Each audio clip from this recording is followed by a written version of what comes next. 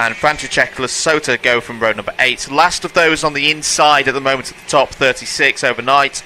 Row 9, Diego Ramos and Nathaniel Andikara. Those trying to improve and keep their chances going into the final. We start with row 10, Mattia Yadile and Anthony Kashiba. Wojciech Voda and Christos Hatsis start on row number 11. Renzo Barbary and Ricardo Chiodo go from row 12. Thomas Cazella and Alessio Miliucci start on row 13. Devin Ukar and Michael Coe go from row 14. Sebastian Blanco and Andrea Fiocco go from row 15.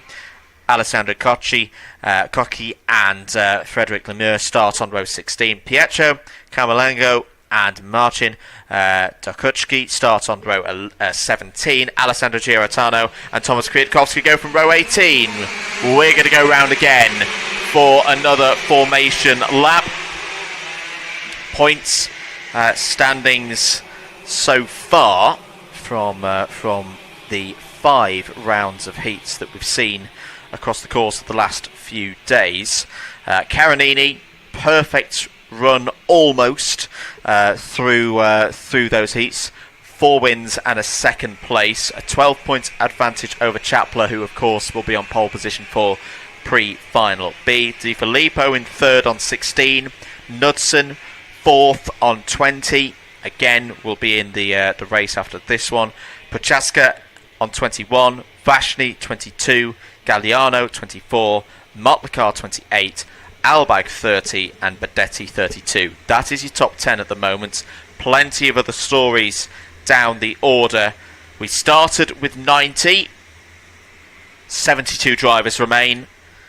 Half of that 72 will not proceed on to the super final grid later on this afternoon, and this race is going to be a big part of the story that decides who is going to make it through. Can Danny Caronini continue the form that we've seen across the course of the last 3 days? We're green lights and racing. 8 minutes plus 1 lap underway in Senior ROK. Fast start from everybody in this field. And it's Danny Caronini who leads in the early stages through turn 4. Can they all make it through? Looking good so far. Danny Caronini likes to hit heats and pre-finals with a very quick start. He likes to try and break away from the field, get the lead up to around a second, and then manage from there on in. There's a spinner from high up the order. I could just about see in the distance from our position at start line.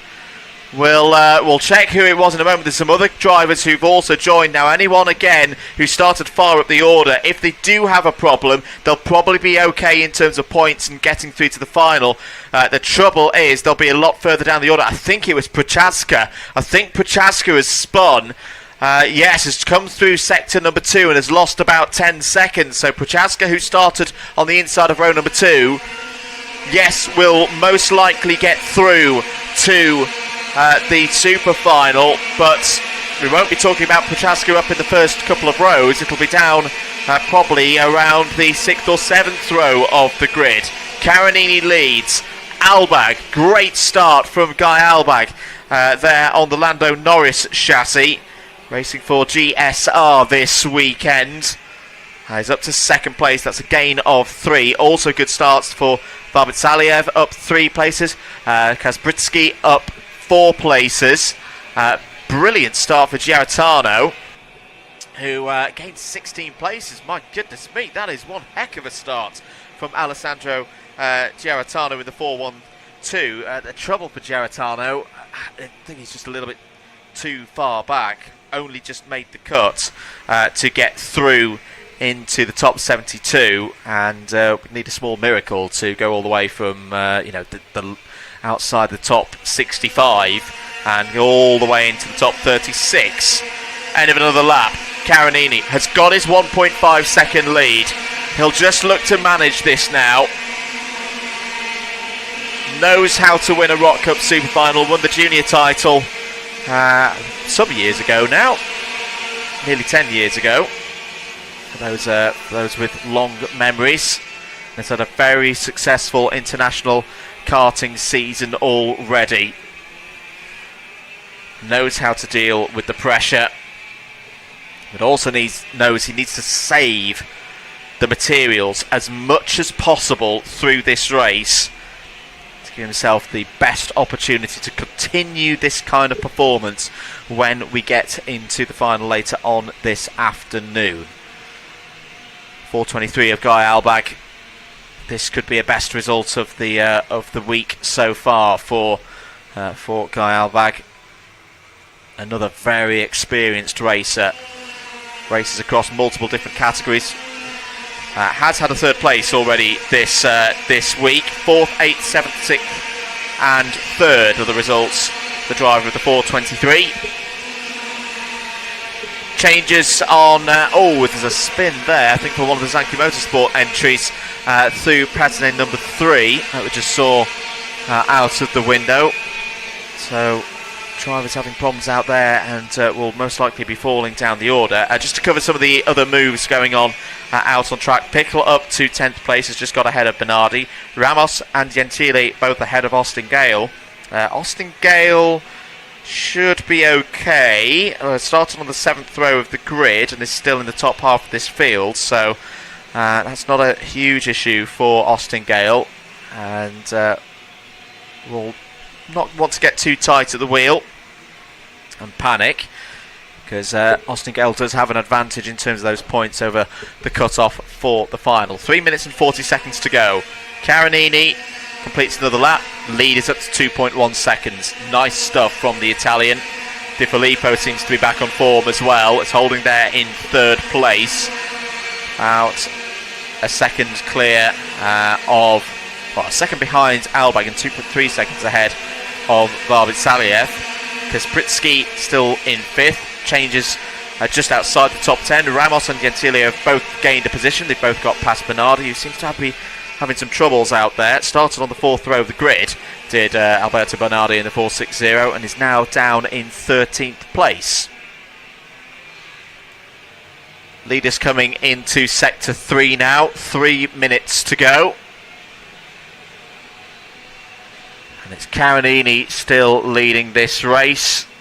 I can see there's a good scrap going on out there. As move down the inside by Kaspritsky there. That was beautifully done on the brakes to get ahead of the 4.56 of Kalayan Varbit-Saliev. Great to see the Varbit-Saliev name back here at the ROK Cup Super Final. Seen it in previous editions with different family members, of course. 2 minutes and 20 seconds remaining in this race. So Kaspritsky with that move is now up to 4th place. How is this changing things in the points? We talked about Prochaska and that spin earlier on. Prochaska is still going, and with good reason, because any positions that can be gained back by the driver flying the flag for Czechia could result in a better position on the grid, but it has lost out, I think, to the likes of Galliano, Albag, Varbit-Saliev, Bulbarella and Kaspritsky. They've all jumped Prochaska in this race, in this pre-final, in terms of those points.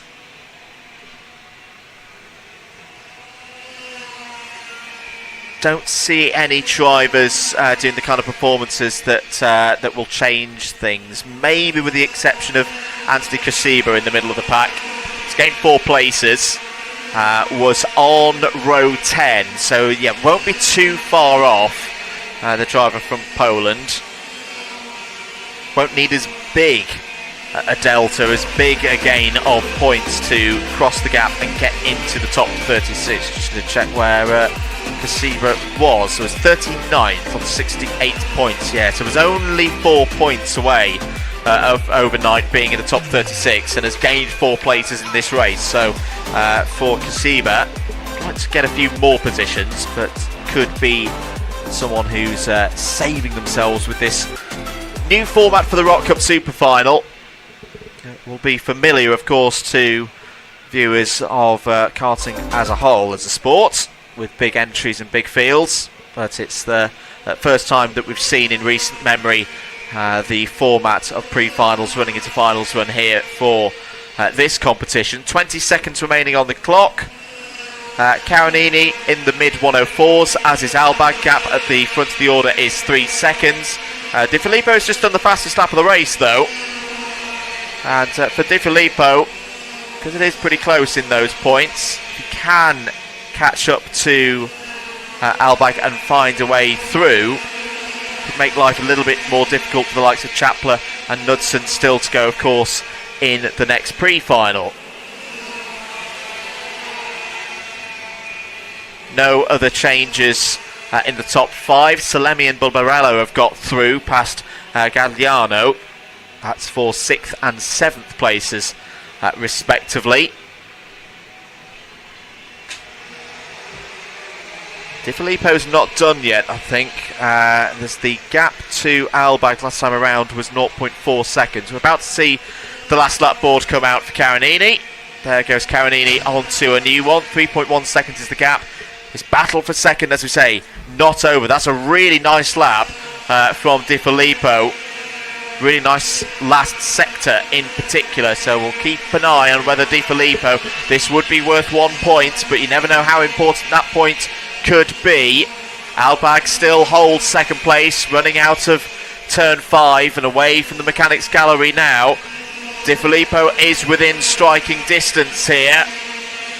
Surely won't try anything through this part of the course. I think he'll try and save it for Pétionnet number 1. So he's got to get a good run through the S's here. Albag, nice tidy run through the S's. Is Di Filippo going to be close enough? I don't think it's going to be the case on this occasion. The risk versus the reward. The risk is too high. The reward is not enough for potentially throwing the result away. Danny Caronini, though, is going to finish all of the heats and the pre-final with only 2 points on the board. A very good score for Danny Caronini, who takes pre-final A, will be on pole position and a strong favourite for the final. Guy Albag finishes P2. That is a very useful score indeed. Samuele Di Filippo will at least be on the front 2 rows of the grid. Could still be on the very front row of the grid, depending on how things go for Chapler and Knudsen in the next race. That's Di Filippo in 3rd. Kasprzycki, good drive there from the Polish driver, up 5 places to 4th. Barbasaliev in 5th. Salemi 6th. Bulbarella 7th. Ramos 8th. Great drive there from Diego Ramos, up 9 places. Was on that edge of being the wrong side of, was just inside the top 36. That more than secures